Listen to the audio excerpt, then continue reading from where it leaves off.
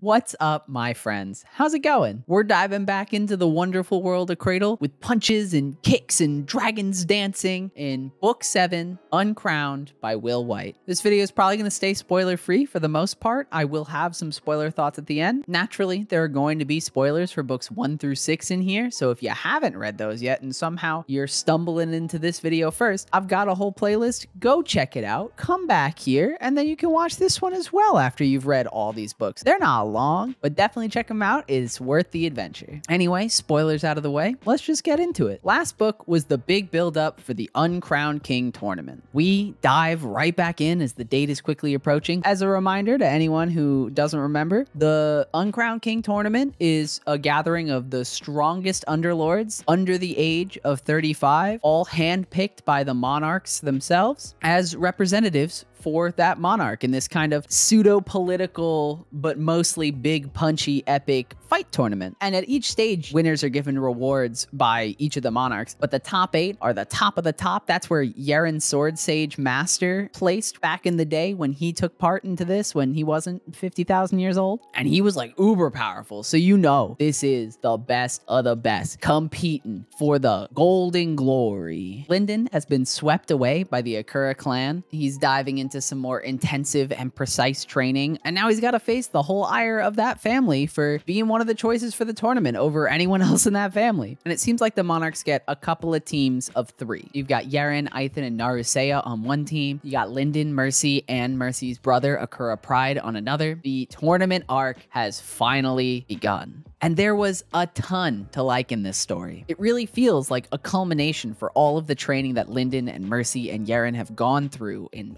all of the books previous to this. We get to see them pull out all the tricks and reveal even more that they've been keeping under their sleeve, in their sleeve. Where do you keep things? Do you hide them under? I don't know. Just the explosive, over-the-top, anime-style fights that you would hope to get out of a tournament arc is what we're getting in this book. I think what's really impressive with Will White is that he continues to show us throughout this book that he is growing as an author. He keeps testing new approaches to writing and honing his skills as he goes, seeing what works, seeing what doesn't quite work. As an example, slowly we've been seeing him kind of weave in these alternative points of view for very impactful moments of the story. And while they were cool previously, they are now finally starting to really hit what I think he was trying to do with them all along. The alternative point of view that Will White uses is so good at putting our heroes in the limelight in a way that telling the events from their perspective just can't do in the same way. And he also has this thing for making protagonists look like villains and like super menacing. So it just really works to see how others see them in those moments. And this approach in particular is something that Will White has been honing, and it's been very obvious to see as he's been trying to slip it in and as he's finally mastering that craft and implementing it in the way that gets across the emotions that he really wants to instill in the reader. And I think that that's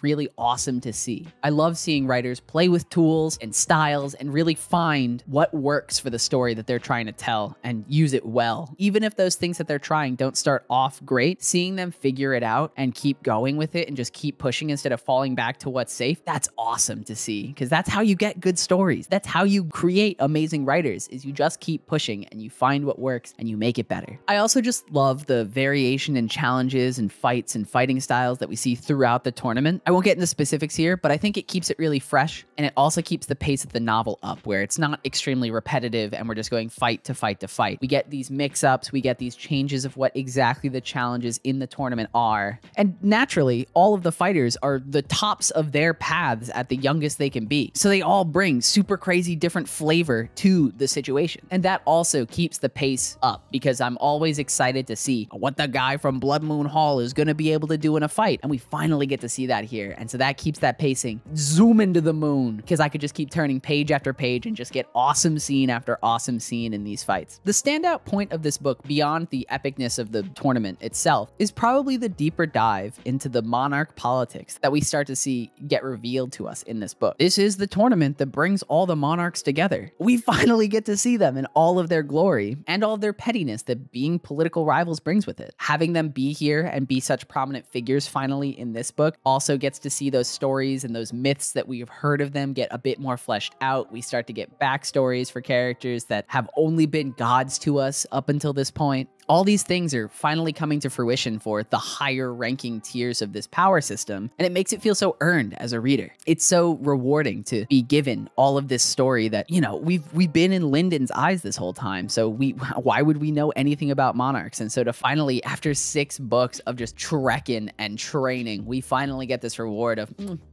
beautiful backstory for all these cool looking characters that we don't know much about. And once again, this is a stretch out of the scope that I've mentioned time and time again that Will White is so good at doing in each book. We get to see all of the monarchs and understand that they too are not all equal to each other just because they're on the same power ranking, nor are they infallible. And that really sets the stage of what's to come as we keep climbing. These god-tier jades and then underlords and then monarchs, they all become people at the end of the day. And that is truly something that I really appreciate that Will White is able to do in progression fantasy. It's something that I think is rather hard to do in this genre because there's so much build up to these epic characters that it's hard to then bring them back down to earth and characterize them as still people when they've hit level 100 or whatever they're doing in their respective worlds. This book is an awesome kickoff to the tournament. I think some may find that when they finish this book, they're left wanting. The tournament does not end in this book, slight spoiler alert, and we are left on a pretty pivotal cliffhanger. I imagine that as this released, this must have felt awful to readers because it's just like, oh no, I've got to wait how long until the next book after what just happened? But I didn't have that issue. I just picked up the next book. It was right next to me. I just went, whoop, there we go, problem solved. And I have since also finished that book as well. And honestly, these 2 books, they feel like a pair, book 7 and 8. It's kind of hard to talk about one without talking about the other, but I'm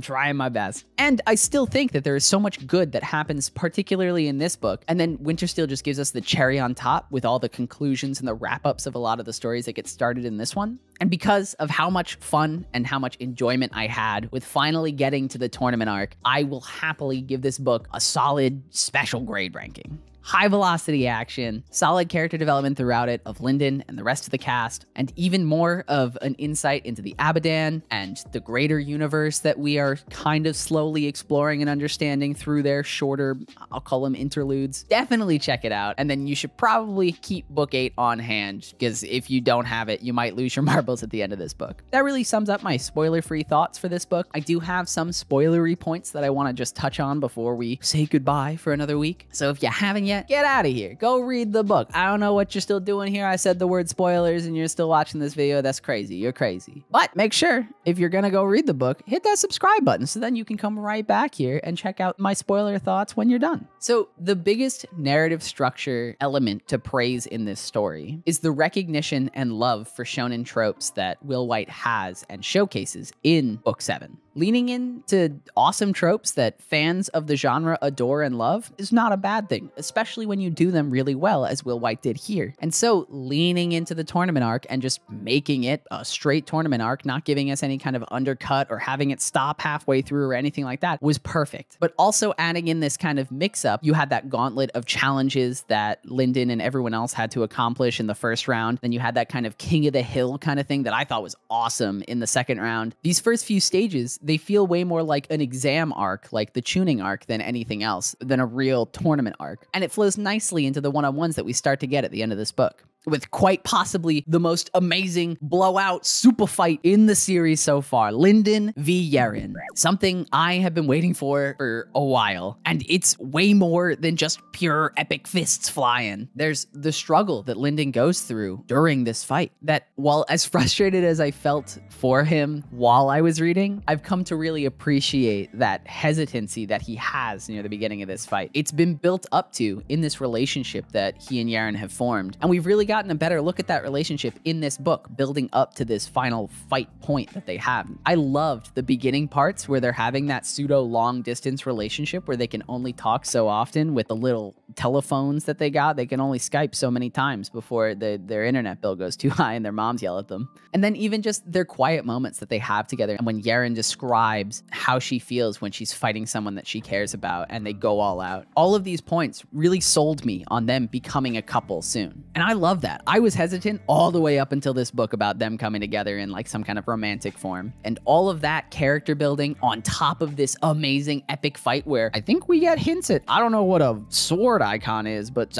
something's going on there. They solidified as the perfect power couple in my eyes. I would have them in my corner any day. I was also so glad that we got to see more of Zeal since Ghostwater. I feel like he's kind of been slept on, and he has been and continues to be one of my favorite characters of the whole series, and he deserves way more screen time. That fight where he just goes ballistic on the cult that harmed him in the past felt so satisfying, even with the little backstory we have for him. The way that Will White is able to just characterize him as so defeated until that moment where he comes alive and just bats the dude around the arena like a ping pong ball. It was so cool to see what Zeal acts like when he's fired up. The Nyan Black Flame fight, on the other hand, hurt my heart so much for it to end how it did, with the doors closing and the last black flame being obliterated by Sofara in front of Lindon's eyes, after he struggled throughout that whole fight to help cure him of his insanity from having his mantra channels be so corrupted by the black flame energy. I couldn't help but also feel defeated despite the victory in that moment. And it's such a powerful and amazing moment of storytelling that Will White just kind of slips in there in the middle of this epic tournament. And it's also just such great buildup for even more reason to hate Sofara. If you didn't think we needed more, well, here you go. Here's another serving of hate Sofara as much as you can. I respect that it had to happen. But Will, please, my heart is only held together by little bits of string. I cannot handle just moments out of the blue like this. My final thoughts on the outcome of Lindon getting out before the Elite Eight is that it makes sense. I really like what Will is able to do with Lindon throughout the story, and I think he continues to kind of reinforce his goals with Lindon as a character in this moment. I think taking him out before he's able to kind of get any full reward for how actually strong he is, because let's be real, if that were an actual one-on-one fight between Yerin and him and he didn't have that emotional fight with himself, he would have mopped the floor with her. But I think taking him out gives him that drive to get even stronger, to prove himself because he couldn't here. And he's doing that without handing him the win. And that's so cool. It really reinforces this character arc that Lindon's on, where he just can't get what he wants, so he has to try harder. And no matter how hard he tries, there's always going to be the next challenge that he might not be able to accomplish the first time around. And he's been handed a lot. I'm looking at you, Ghostwater. So for him to have to work for this next victory, this next dub, this next point of progression, it feels good. While Yerin and Mercy get way more limelight in the tournament, which they also deserve. They deserve these wins. They're not our main character. They deserve to see some kind of awesome victory and get those rewards. And I totally understand why people may not enjoy this. They're not the main characters. Why do they get to have these wins and he doesn't? But I really massively enjoyed this choice of pulling him out of that tournament and kind of giving it to these other characters that are honestly just as important. It's a found family. The whole family matters. Aithin, the Turtle, the Dross, the Yindin. Yindin's the new ship name. That's what it is. That's what's up. And the Mercy. But for it to end how it did, with Northstrider just appearing before him, asking him what a Dross is, ready to just uncover and ruin all of the plans and secrets that Lindon has been so carefully keeping throughout this whole book in particular. I mean, the tension's been building this whole time of he's like, I can't let anyone know I got this other brain in my brain. And for him to actually have to face down this monarch and for it to just stop before we get to see that, I think it's very episodic in design. And that's kind of the vibes that Will White has been going for throughout the series. So I think it makes sense here as well. And it's also something that Will White does very well. Obviously, this encounter isn't going to end catastrophically. I mean, Northstrider's not just going to show up and snap Lindon's neck. We got a few more books after this, I know that much. But honestly, I can see why some people may feel like this will be a bait and switch. They don't like the cliffhanger. They don't like having it kind of end on this loss almost of him getting figured out. But I thought it was so cool and really hyped me up to dive just right back into Wintersteel. I think it works particularly well because Lindon wins a lot. And so when he loses, he needs to lose hard. And so for him to lose by watching Nyan Blackflame get killed, and then lose to Yerin, and then lose by having his secret found out, I think that really showcases this fact of Lindon's character. As I said way back in book 1, we can't just let him walk to the finish line. We know this is progression fantasy. We know he's going to get there. He has to have massive blockades in his way. Obviously, it feels good to watch him win, and we need to see that as well, and we have. We've seen him have epic fights. And so for this book to end on just kind of a three-peat of losses for Lindon right when it matters, I think this speaks a lot to the understanding of a way to tell progression fantasy well. I think it also speaks to his mastery of story tone and pacing that work for the kind of stories that he's telling in the shorter kind of chunks that he's telling it in. And we've seen him hone these skills over 6 books, and we've seen these things happen before similarly, just like in the last book when Lindon gets yoinked away by the Akura family to go train. Every time they feel powerful, they feel like they mean something for the character, and it really drives readers to get back into the books. And I think overall, I was really happy with the way this book ended and everything from start to finish. I don't really have many notes of negatives in this book because I was just having fun. It's a tournament arc. Tournament arc means turn off your brain and watch them punch each other. What's your favorite tournament or exam arc in any media? I know that there's more than just anime, but that's probably going to be a majority of them. I don't know what mine would be. It might be the Grand Magical Games from Fairy Tail. So yeah, you know what?